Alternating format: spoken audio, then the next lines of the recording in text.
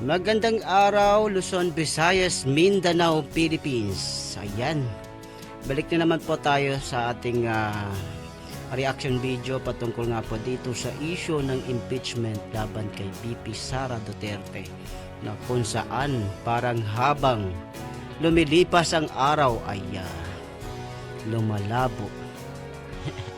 Lumalabo talaga ang impeachment laban kay VP Inday. Kasi naman, wala naman masyadong sabi nga ni BP, mas masakit iwanan ng boyfriend kaysa ma-impeach ng Congress. Ibig sabihin nun, ay haya-haya lang sa kanyang buhay patungkol dito sa impeachment na to. Wala nang mangyayari. Ano kung tingnin niyo yung mga pwedeng scenario doon sa impeachment ni Sara? impeachment ni Sara? Well, kapag ang impeachment case ni Sara Duterte ay sinimulang dinggin sa June 2, katulad na sinasabi ni Senator Chis Escudero, ay patay na ang nasabing Naku, impeachment patay case na. yan. Kasi wala ng panahon ang present Senate na ito ay matapos hanggang June 30. Kasi maliwanag sa Rule 44 ng Senate Rules mismo na kapag ang Kongreso ay nag-terminate o natapos ang kanilang Congress sa panahong ito, hindi na po pwedeng i-take up yung previous matters and proceedings. Ibig sabihin, yung nakabimbin ng mga kaso, mga nakabimbin ng mga bagay na dapat na tinitake up ng present Senate, hindi na pwedeng buhayin doon sa bagong Senate. Maliban na lamang kung yung bagong Senate ay bubuhayin nila muli ito. Pero kung ito'y bubuhayin nila, i-consider yan na as if they were presented for the first time. Naku, paano yan, Madam Castro? Ito si Madam Castro, nakakatong pagmasdan gigil na gigil kay VP Inday.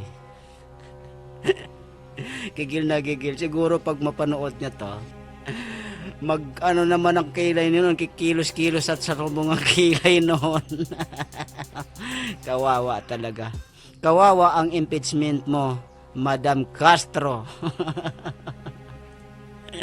Kawawa ka. Na sa kasong ito ng impeachment ni Ms. Sara Duterte, kung ito ay tatanggapin ng new Senate, mangyayari niyan na parang bagong impeachment case ito na ipinapile sa bagong Senado. Na siyempre, nasasabihin naman ni Ms. Sara, hindi na po pwede yan. Siyempre, hindi na pwede. Una, buti nga lang kung kalaban ni VP Sara ang mananalo sa Senate. Paano kung yung mga iboboto namin ang mananalo? Yung mga candidate ng PDP. Sa tingin ko, mga kababayan, mararamdaman natin yung konting pagbabago. Konti lang naman. At least mabago lang yung natin. Pag PDP ang manalo, lalo pa makasama si Congressman Marcoleta, sigurado ko na may pagbabago. Hindi katulad nito na nagbabago nga pero papunta sa baba, bagsak ang gobyerno. Pero pag ito yung kasama ko natin na mga bagong senator, yung sa PDP, sigurado ako may mababago. Kaya nga, Franz Castro, pagsikapan mo na manalo ka sa Senate. Sapagkat kung may bagong impeachment case, sakop ito ng tinatawag na pagbabawal sa ating saligang batas na hindi pwedeng magkaroon ng dalawang impeachment case sa loob ng isang taon. Yun, Na malinaw. ibig sabihin, sa loob ng isang taon, isang impeachment case lamang ang pwedeng isampa sa isang impeachable official. So, ang mangyayari, dapat yung same impeachment lang, pero matatransfer sa new Senate? Yes, para hindi mangyaring dalawa. No, kahit na yung same impeachment case ang ibibigay sa bagong Senate, iyon ay ituturing na bagong kaso. Naku. Hindi ito ituturing na lumang kaso, kundi ituturing itong bagong kaso as if they were presented for the first time. Kaya ang mangyayari niyan, sa loob ng isang taon, parang lumalabas na dalawang impeachment case ang isinasampa laban kay Ms. Sara Duterte na ipinagbabawal ng ating saligang batas. Nako.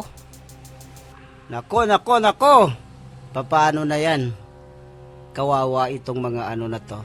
Mga nag-iimbento ng impeachment laban kay BP Inday.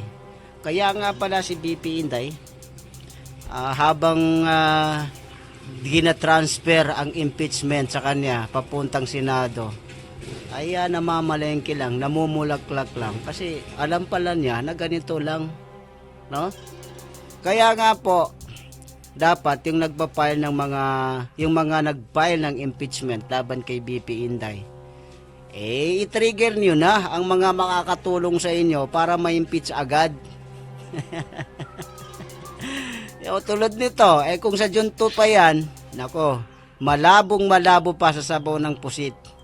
Kasi maliwanag din sa rule ng Senado na yung mga bagong senador, they are not bound by the actions and deliberations of the old Senate. Nang ibig sabihin, kung tayo mga bagong senador, hindi tayo gapos ang ating mga kamay para dinggin o gawing mga ginagawa ng dating mga senador. Nako. Paano yan? Tulad ng sinabi ko sa inyo, pag manalo ang PDP, di ba? Mas lalo. Kaya nga sabi ko, pag sa June 2 pa yan, ay nako, malabong-malabo. Kaya nga po, mga mahal naming congressman nang nagsisikap ng impeachment laban kay BP Inday, hanap na kayo ng makatulong sa inyo na matrigger na yung na magawa nyo na, magawa ng Senate, i-trigger nyo na ang Senate para magawa nila yan. Nako, buhay nga naman. So, yun nga. So, hindi pwede, sir. Kung June 2 ang sisimulan nila, kukulangin ng panahon kasi kailangan mong pasagutin si Sara Duterte. Kailangan niya ng 10 araw. 10 araw ang binibigay ng rules nila. 5 araw naman para sa prosecutor para sagutin yung sagot ni Sara 15 days Duterte. na.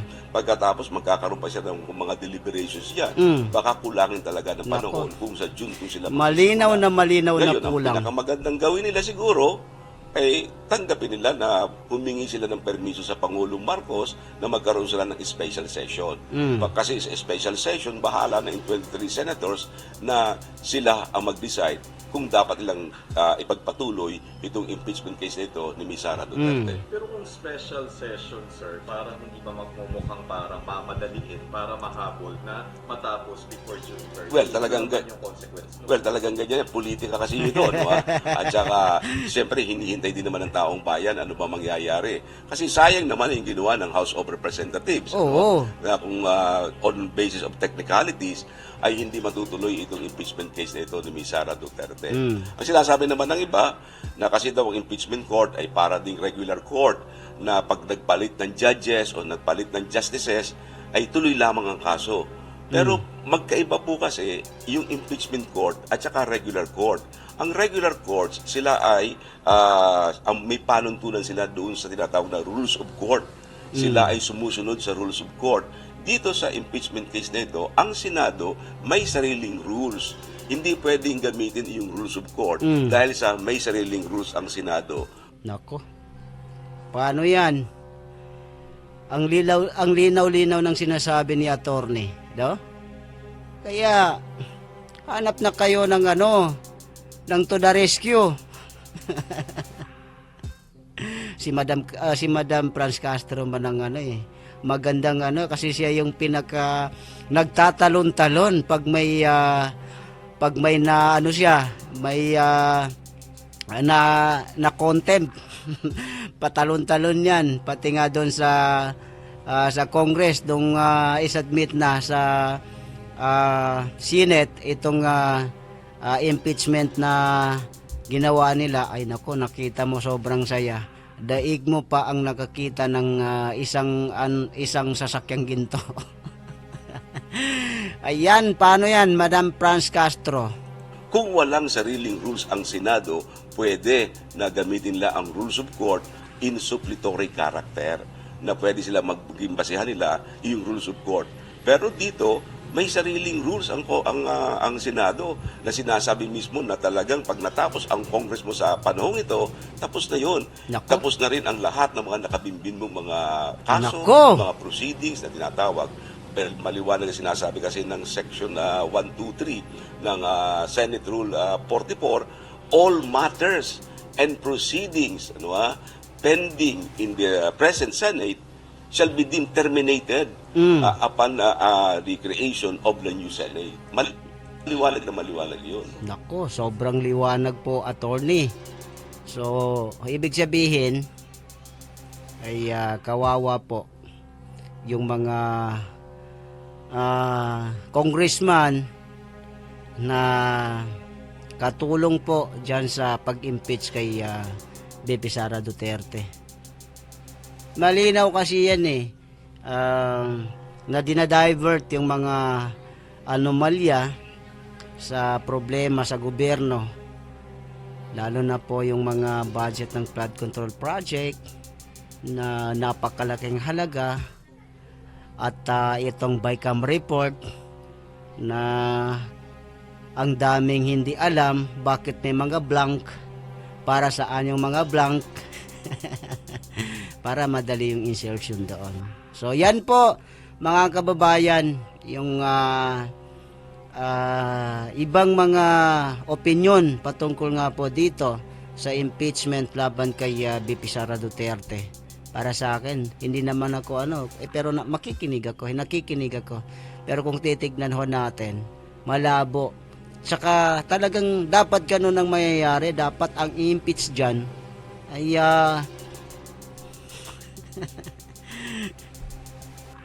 mayroon pang isang taong dapat i-impeach, hindi siya. Malinaw po yan.